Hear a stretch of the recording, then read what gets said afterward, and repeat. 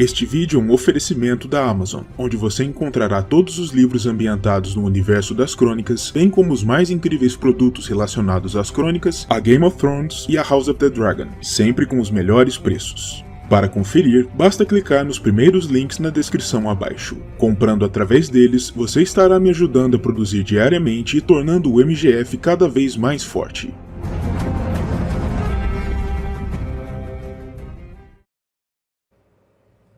Saudações a todos e sejam muito bem-vindos a mais uma nova playlist especial do MGF. Esse primeiro vídeo inaugurará essa playlist que se chamará MGF Tolkien, em que eu vou falar do trabalho do velho professor e do legendário de uma forma geral. Lembrando sempre que são vídeos esporádicos e é uma playlist secundária, tal como aquela que eu acabei de começar sobre The Witcher. Nesse primeiro vídeo dessa nova playlist, eu resolvi falar a respeito de um dos personagens do Silmarillion que são, pessoalmente, meus favoritos. Eu estou falando a respeito, claro, de Fëanor, o Espírito do Fogo, um dos elfos mais interessantes e mais casca-grossa de toda a obra. E um dos personagens mais importantes, inclusive, para os eventos que se desenrolaram depois na Terra-média, como nós vamos ver ao longo desses dois vídeos que eu programei sobre o personagem. Neste primeiro vídeo, nós vamos falar a respeito de sua origem, até o momento em que ele e os seus comandados partem de Aman em direção à Terra-média. Sendo assim, sem mais delongas, vamos começar o vídeo.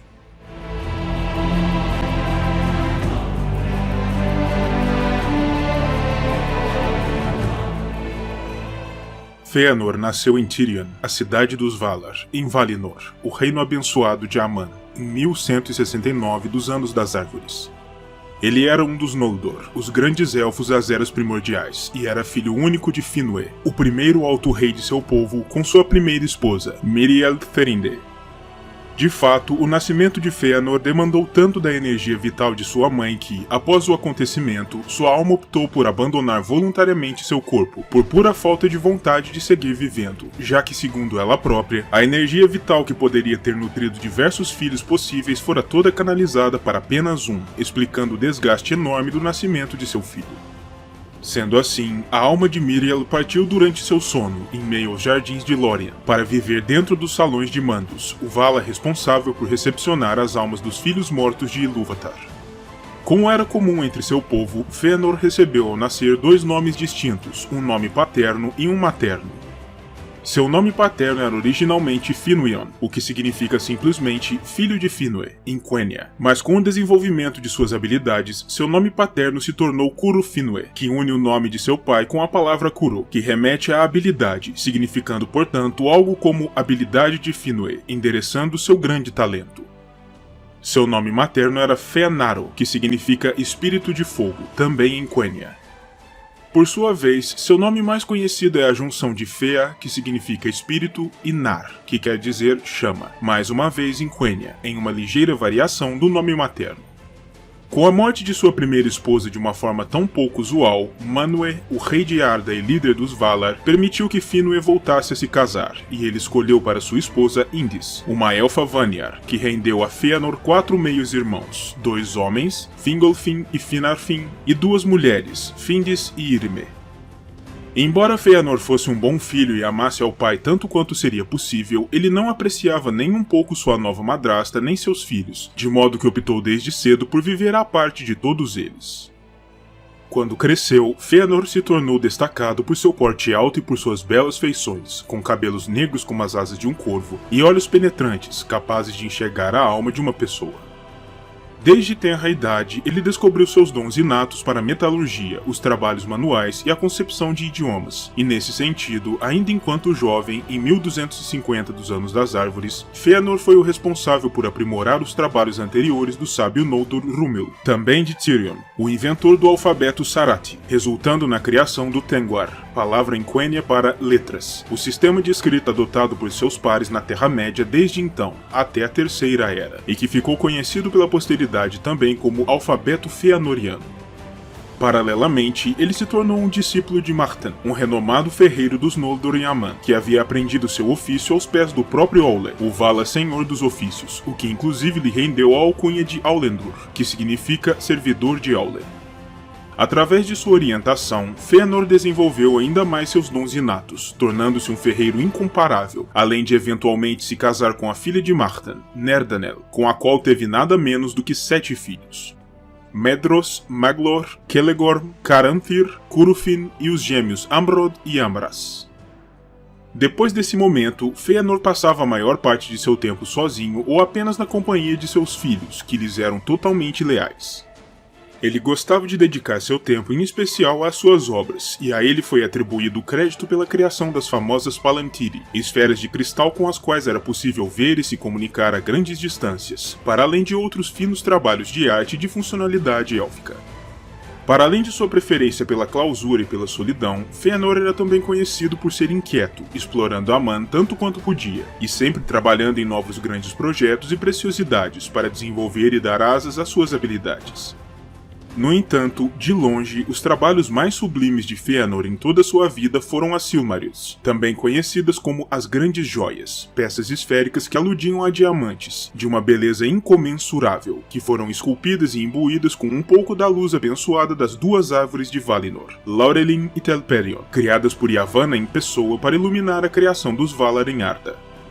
Não se sabe exatamente que tipo de ardis Fëanor usou para capturar um pouco da luz de tais árvores sagradas, tendo sido inspirado supostamente pela beleza dos cabelos louros e prateados de Galadriel, nem para aprisionar em suas criações tal luz, mas é fato que, uma vez terminadas, as Silmarils eram de tamanha beleza que nenhum ser, mortal ou imortal, era capaz de resistir à sua beleza e ao seu magnetismo, e dentro delas, a chama imperecível das árvores estaria preservada para sempre, mesmo que as próprias árvores viessem a desaparecer. Elas eram o auge de suas realizações no mundo físico, e Fëanor sentiu um intenso orgulho por conta delas. Tais criações lhe renderam grandes elogios e celebrações por parte dos demais habitantes de Valinor, e Fëanor passou a ter as Silmarils na mais alta conta, cuidando delas e guardando-as com todo o zelo e carinho. No entanto, com o tempo, o coração de Fëanor foi corrompido pela beleza das Silmarils e por seu próprio orgulho, e ele passou a cobiçá-las de maneira egoísta, se esquecendo de que a luz que delas emanava não fora uma criação sua, mas sim um reflexo da majestade dos Valar. Isso fez com que Fëanor alternasse entre momentos em que exibia as Silmarils repleto de orgulho e em que as escondia como um avarento, procurando mantê-las distantes dos olhos do mundo, permitindo apenas que seus familiares as contemplassem. Contudo, com o tempo, até esse ponto se modificou, e depois de alguma deliberação, Fëanor decidiu manter suas realizações máximas quase o tempo todo trancadas a chaves, distantes dos olhos de todos. Enquanto isso, no ano 1400 dos Anos das Árvores, depois de 3 eras inteiras de aprisionamento, Melkor, o mais poderoso dos Ainur e a fonte primordial de maldade em todo o mundo, foi capaz de enganar seus pares com um arrependimento fingido, sendo por fim solto de sua prisão, retornando então para Valinor. No entanto, seus níveis de maldade haviam atingido um ápice, e ele escolheu os Elfos como seu novo alvo de dominação, já que fora por culpa deles que Melkor fora aprisionado em primeiro lugar.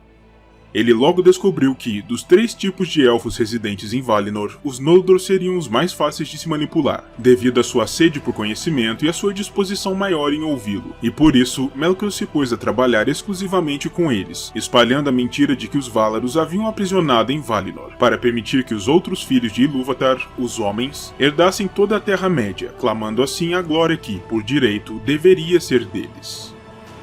E embora Fëanor, tal como qualquer outro elfo sensato, temesse e desconfiasse de Melkor, sua arrogância e sua costumeira impaciência o faziam por muitas vezes replicar as mentiras do Senhor das Trevas, o que o tornou rapidamente no mais rebelde dos Noldor, o mais disposto a desafiar a vontade dos Valar. A rebeldia de Fëanor se tornou tamanha, aliás, que os Valar de maneira geral, ignorando o fato de que Melkor era na verdade a fonte dos rumores maldosos sobre seus planos, acreditavam que fosse Fëanor a origem da rebeldia de todo o seu povo.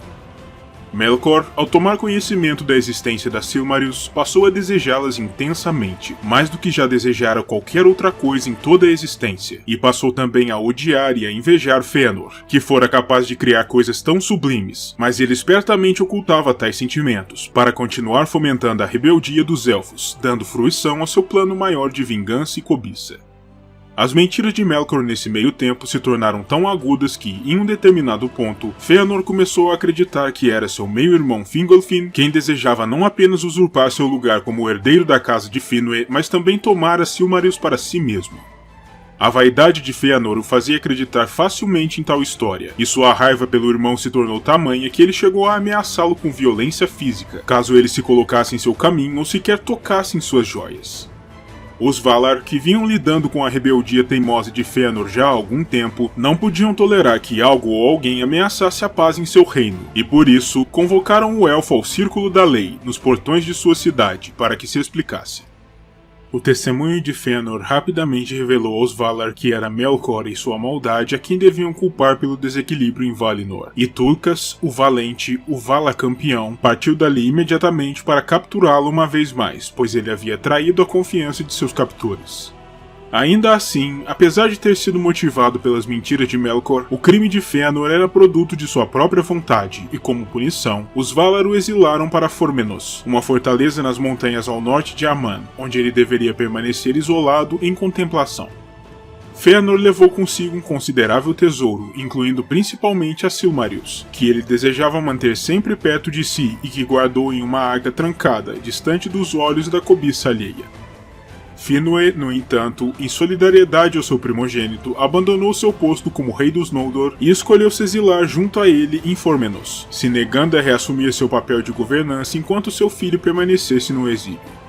Algum tempo depois disso, de maneira inesperada, Melkor apareceu em Formenos e tentou convencer Fëanor a se juntar ao seu lado, proclamando que os Valar o haviam tratado injustamente e lhe oferecendo os meios para exercer sua vingança.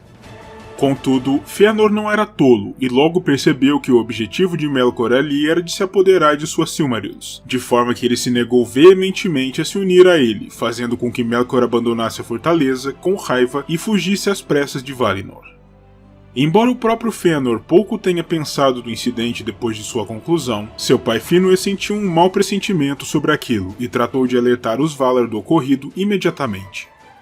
No entanto, mesmo os Valar, em todo o seu poder, não foram capazes de localizar sequer um vislumbre do Senhor do Escuro, e depois de algum tempo, simplesmente abandonaram sua busca.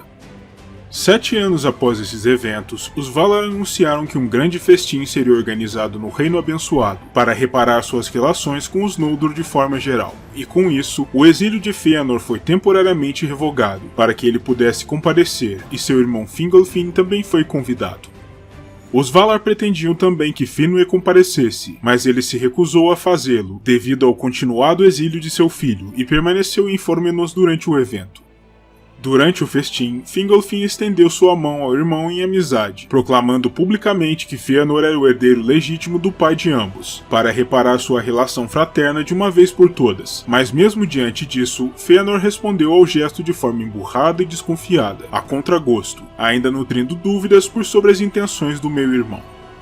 Enquanto o festim acontecia, mais ao sul de Aman, Melkor se apoderou da região sombria de Avatar, onde descobriu a criatura aracnoforme Ungoliant, um revoltante espírito maligno na forma de uma aranha colossal, e tratou logo de tomá-la como uma aliada, prometendo encontrar uma forma de saciar sua fome imensa em troca de seu apoio. Então ambos partiram para o coração de Aman, e enquanto o festim dos Valar se dava, Melkor e Ungoliant destruíram Laurelin e Telperion, as árvores luminosas de Yavanna, com Ungoliant consumindo por completo sua luz e mergulhando toda a terra em uma terrível escuridão. Eles então partiram em direção a Formenos, onde Melkor matou Finwë e se apoderou das Silmarils de Fëanor, além de tantos outros de seus tesouros. Melkor e Ungoliant então escaparam de Aman, através da passagem gelada de Helcaraxë, chegando logo depois a Beleriand, na Terra-média. E ainda que os Valar, ao tomarem conhecimento das ações de Melkor, tenham tentado lhe dar caça, isso se mostrou um esforço inútil, pois a escuridão que Ungoliant impôs ao mundo cobriu completamente os rastros da traiçoeira dupla. Com a destruição das árvores, os Valar se deram conta de que, agora, as luzes apenas existiam ainda dentro das Silmarils de Fëanor, e por isso, para restaurarem a antiga glória das árvores e para deterem a malícia de Melkor, Yavanna pediu a Fëanor que abrisse mão de suas joias, para que elas pudessem ser quebradas e sua luz usada no reavivamento das árvores sagradas. Fëanor, no entanto, obviamente, declarou de forma veemente que ele jamais abriria mão de suas maiores criações, não se importando nem um pouco com a escuridão que engolia a existência, e disse que, caso os Valar ainda assim tomassem dele as joias, estariam lhe tirando à força, contrariando sua vontade soberana, e que nesse caso, eles não seriam melhores do que Melkor, uma frase poderosa que ficou impressa nas mentes das entidades. De qualquer modo, o egoísmo do elfo pouca diferença fez no final, quando um mensageiro chegou de Formenos para informar a todos sobre a morte de Finwë e o roubo das joias. Fëanor, ao ficar sabendo sobre o assassinato do pai e o roubo de suas posses mais preciosas, ficou indizivelmente furioso e nomeou Melkor daquele momento em diante como Morgoth, nome que em Sindarin significa o inimigo negro.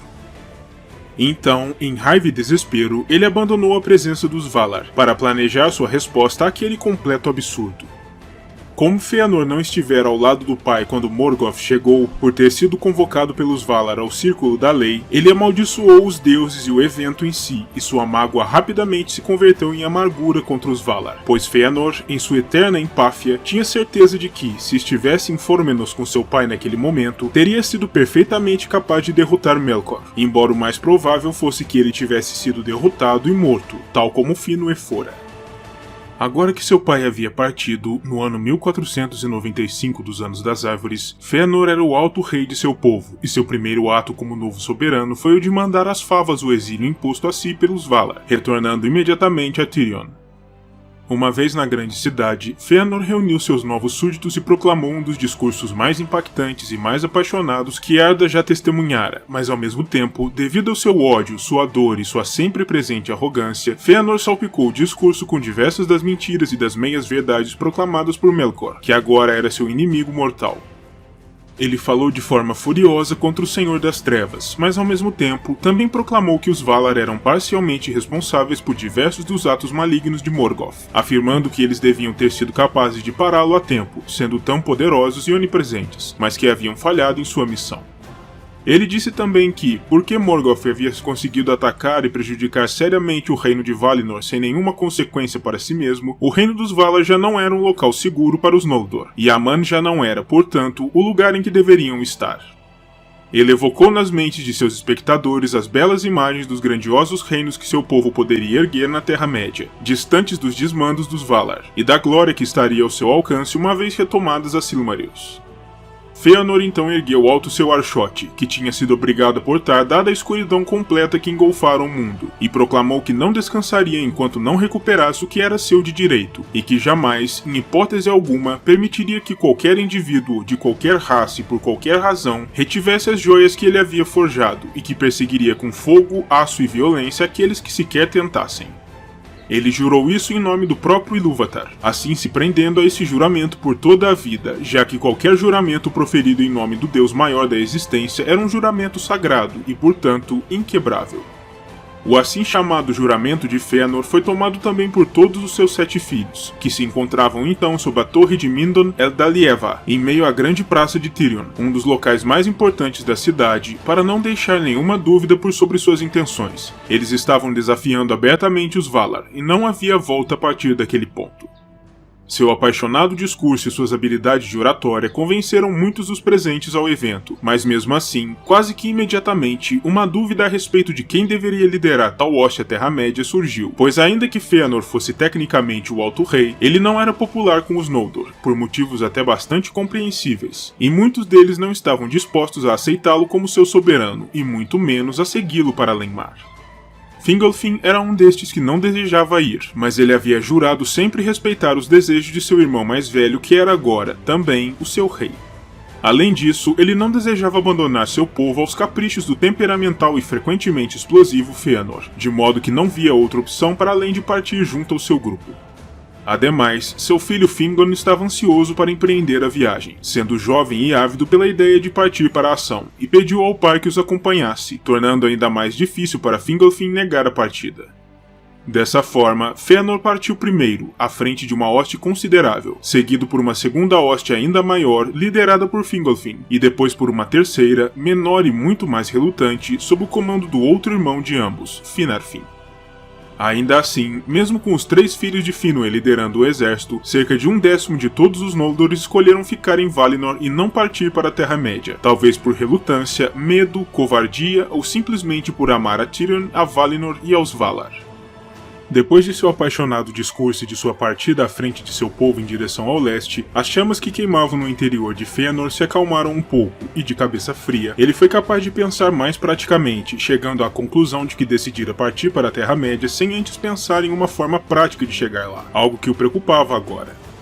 Ele chegou a considerar a passagem de Helcaraxe, mas o extremo frio e o traiçoeiro gelo movediço foram considerados arriscados demais para sua travessia. Dessa forma, Fëanor considerou também construir navios por si mesmo, mas isso seria quase tão difícil quanto a passagem terrestre. Seu povo não era de construtores navais, e ainda que o fosse, construir uma frota grande o suficiente para levar a todos pelo mar seria uma tarefa monumental, que demandaria muito tempo, e quem sabe o que Morgoth teria tempo de fazer até que sua frota atingisse Beleriand. A essa altura, o Senhor da Escuridão poderia bem ter se tornado invencível, e Fëanor nunca reaveria seus tesouros então. Sendo assim, Fëanor se decidiu por conduzir seus seguidores até Alqualondë, a grande cidade portuária de seus primos Teleri, onde ele tentaria convencê-los a se unir à sua causa para poder usar seus navios para partir para a Terra-média. Contudo, Fëanor logo descobriu que os Teleri não o ajudariam em sua missão, pois não tinham nenhum desejo de abrir mão de sua morada em Aman, e nem abririam mão de seus navios de forma voluntária, pois tinham grande apreço por suas embarcações. Fëanor a isso respondeu, furioso, que os Teleri deviam ao seu povo gratidão por lhes ter ensinado as técnicas de construção de edifícios e cidades. Mas o líder dos Teleri de Alqualondë, Olwë, não se mostrou convencido e, ao invés de ceder a Fëanor seus navios, tentou convencê-lo por outro lado a desistir da ideia de partir. Fëanor, no entanto, não era apenas um elfo espetacularmente teimoso e não afeito a escutar conselhos alheios, mas também era alguém que nunca aceitava um não como resposta. Ele sabia que a pressa em partir era fundamental para seu propósito, já que, com o tempo, mesmo as cabeças mais quentes como a sua própria poderiam esfriar, e os moderados entre seu povo teriam então a chance de convencer os mais ousados a desistirem daquela demanda, o que seria catastrófico para Fëanor. Assim, ele convenceu seus subordinados a se unirem a ele uma vez mais, para tomar os navios dos Teleri à força. Contra isso, os Teleri resistiram, atirando diversos Noldor ao mar enquanto estes tentavam subir a bordo dos navios para se apoderarem deles. E por 3 vezes, as investidas organizadas por Fëanor foram rechaçadas, ainda que os Teleri estivessem muito mais levemente armados e couraçados que seus primos mais marciais. Contudo, a maré da batalha mudou quando Fingolfin e seus comandados chegaram a Alqualondë, e vendo seus iguais em batalha, presumiram que eles haviam sido atacados, talvez até mesmo sob ordem dos Valar, e correram para ajudar. A hoste de Fingolfin pegou os Teleri de surpresa, e diante dessas duas grandes forças, os Elfos Marítimos sucumbiram, sendo derrotados. Todos os navios da cidade foram tomados, e muitos dos marinheiros Teleri foram simplesmente passados pela espada a sangue frio, em uma demonstração de crueldade de um tipo raramente visto em Aman até então. Mas os Noldor não sairiam impunes daquele ato terrível de fratricídio, pois depois de içar velas em seus navios roubados, as hostes feridas e cansadas pela batalha sofreram pesadamente com terríveis tempestades conjuradas por Ossë, um dos Maiar a serviço do Senhor das Ondas, Ulmo, em vingança pelo massacre dos Teleri, que eram naturalmente muito devotados a Ulmo. Eles então toparam com uma figura que pode ter sido Mandos em pessoa, que os amaldiçoou e os baniu para sempre de Valinor, além de profetizar que a guerra que pretendiam travar contra Morgoth lhes traria apenas dor e sofrimento, sem nenhum ganho ou alegria. Devido à brutalidade envolvida em assassinar a sangue frio seus primos Teleri para tomar seus navios, Fëanor e seus seguidores estariam, daquele momento em diante, banidos para sempre de Valinor e abandonados pelos Valar. Eles não deveriam esperar nenhum tipo de apoio ou ajuda vindos do Reino Abençoado em suas lutas futuras, e estariam, em essência, sozinhos em sua empreitada. Ademais, a casa de Fëanor de maneira geral fora amaldiçoada, e Mandos profetizou que grande ruína e grande sofrimento se abateriam por sobre os descendentes do Espírito de Fogo, por aquilo que havia feito, mas também por conta de seu juramento, que todos haviam tomado. Mandos ainda lhes disse que qualquer guerra promovida pelos Noldor contra Morgoth seria, por fim, um esforço inútil, pois sendo meros elfos, eles não tinham o poder necessário para superar um Valar, muito menos aquele que fora o mais poderoso de todos antes de sua queda da graça. Sua guerra levaria Fëanor à destruição, disse o grande juiz. Tendo ouvido tal profecia, o grupo de Finarfin, que já se encontrava receoso desde a partida e que não havia participado ou sequer tomado conhecimento do massacre até aquele ponto, deu meia volta e partiu para Valinor novamente, amaldiçoando Fëanor por sua crueldade e por sua teimosia.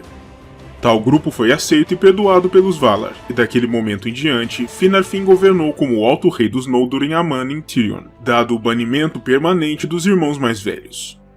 Fëanor, por sua vez, ao ouvir as palavras de Mandos, simplesmente as ignorou, ordenando que suas forças seguissem adiante. No entanto, a rota marítima estava fechada para eles naquele momento. Osse e Ulmo se encarregariam disso, e o número de navios que haviam sobrevivido às tempestades já não seria suficiente para levar todos para onde precisavam ir. Por isso, eles precisaram partir para norte, pela perigosa rota de Helcaraxe, através do gelo traiçoeiro.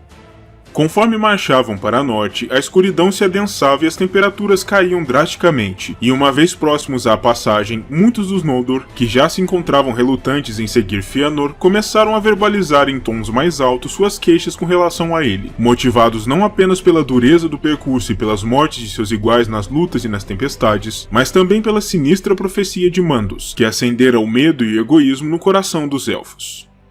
Nenhum deles desejava permitir que um só grupo atravessasse o mar enquanto o outro permanecia para trás, e todos queriam partir de Aman ao mesmo tempo. Fëanor compreendia a gravidade da situação, o problema representado por conduzir tantas pessoas de uma só vez até a Terra-média e o descontentamento crescente entre os seus, e por isso parou para conferenciar com seus filhos em busca de uma solução.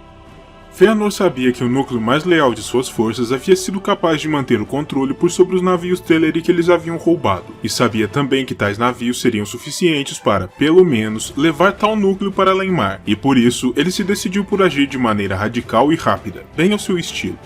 Conforme o descontentamento entre a maioria de seus seguidores crescia, Fëanor simplesmente reuniu o núcleo leal, marchou com eles de volta a Alqualondë, abandonou todos aqueles cuja lealdade a si fosse incerta, embarcou nos navios e partiu na calada da noite, através das águas, esperando com isso evitar tanto o ultraje dos que ficaram para trás quanto a ira de Osse, para que fizessem a travessia de maneira segura.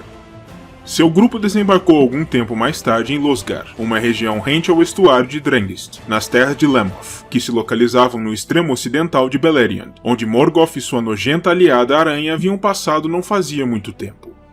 Uma vez ali, Fëanor, que se encontrava inconformado com a falta de lealdade de seus súditos e ainda desconfiava profundamente de seu meio-irmão Fingolfin, ordenou que os navios não só não deveriam retornar para buscar mais Noldor, como também deveriam ser incendiados para que nunca mais fossem usados por ninguém. Fëanor fez isso tanto como uma forma de evitar que os Noldor menos leais viessem a Aman, como para mandar um recado claro para seus leais. Não haveria mais volta a partir daquele ponto, e eles lutariam até o amargo fim para reaver seus tesouros. Como o mundo era então plano, sem curvatura e se encontrava coberto pela escuridão, as luzes das chamas que incendiaram as embarcações puderam ser nitidamente vistas em Aman, pelos que lá haviam ficado, o que os fez se darem conta de que Fëanor os havia traído.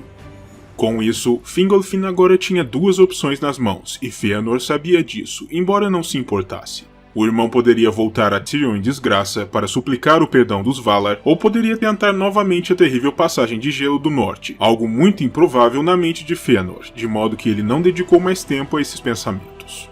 O que lhe importava agora era caçar e derrotar Morgoth, para recuperar o que era seu de direito. Ao saber sobre a chegada de Fëanor e de seus Noldor em Beleriand, Morgoth imediatamente conclamou suas terríveis forças militares para se reunirem em sua fortaleza de Angband, para partir e dar batalha ao tolo elfo, e se livrar dele de uma vez por todas. As duas forças se confrontaram em Mithrin, onde os elfos haviam montado acampamento, e a batalha que se seguiu a esse encontro ficaria conhecida nos anais da história como Dagor-Nuin Giliath, nome que em Sindarin significa Batalha sob as Estrelas, uma vez que, graças às ações de Morgoth, ela foi lutada inteiramente na escuridão. O exército de Fëanor foi pego de surpresa, antes de ter tido tempo de armar propriamente as defesas de seu acampamento, e por isso, os orcs de Morgoth caíram por sobre eles com confiança e violência. Os números do inimigo eram muito superiores aos dos Noldor, mas os elfos ainda se encontravam iluminados pelas luzes de Valinor, e por isso não tiveram dificuldades em derrotar os orcs. Com isso, as criaturas bateram em uma humilhante retirada, sendo perseguidos com avidez pelos elfos, enquanto corriam em direção às Montanhas da Sombra, para se refugiarem em Ardgalen, buscando pela segurança das fortificações em Angband. Contudo, o restante das forças do Senhor do Escuro, que se encontravam então cercando os refúgios dos Falas, desde a primeira batalha de Beleriand, partiram em direção ao norte, em apoio aos orcs em retirada, mas tal força foi emboscada por um dos filhos de Fëanor, Celegor, perto de Eithel-Sirion, e após 10 dias de combate, todos exceto alguns orcs pereceram, mas o ódio que ardia no coração de Fëanor era tamanho que ele partiu em perseguição mesmo dessa diminuta força, não desejando deixar um só servo de Morgoth vivo. Infelizmente para os elfos, a maré da batalha se inverteu nos limites de Dor Daedeloth, as Terras Negras dominadas por Morgoth, quando um terrível destacamento de Balrogs, Maiar a serviço do Senhor do Escuro, partiu das Thangorodrim para se atirar nos combates. Mas mesmo diante de tal mudança súbita em favor do inimigo, Fëanor continuava a lutar com ferocidade e com força, cortando os inimigos um a um e ferindo Gothmog, o Senhor dos Balrogs, mesmo tendo ele próprio sofrido pesados ferimentos até aquele ponto. O último golpe que Gothmog lhe infligiu foi mortal, e quando os exércitos liderados pelos filhos de Fëanor chegaram em seu apoio, os orcs e os Balrogs recuaram, pois seu trabalho estava feito. Fëanor se encontrava à beira da morte. A ideia inicial era de levar Fëanor de volta ao acampamento élfico em Mithrin, mas ao passarem pelo passo de Ered-Wefrin, ele ordenou que parassem e então contemplou os picos da Thangorodrim, amaldiçoando Angband e Morgoth por 3 vezes. Mas agora, contemplando a morte nos olhos, Fëanor finalmente podia compreender a realidade. Mandos estava certo. Os elfos, sem ajuda, jamais seriam capazes de colocar abaixo as Torres Negras, não importando o quanto desejassem, pois ninguém havia desejado isso com mais ardor do que ele próprio. Quando chegou finalmente sua hora, Fëanor fez jus ao seu nome, e seu espírito incandescente fez com que seu corpo físico se reduzisse a cinzas, espontaneamente, em um eco final do poder que lhe fora transmitido a quando de seu nascimento. Fëanor morreu em 1497 dos Anos das Árvores, após ter sido governante de seu povo por apenas 2 anos, e deixando para trás um legado que marcaria a Terra-média e Arda de maneira geral, de formas positivas e negativas, por muitas eras.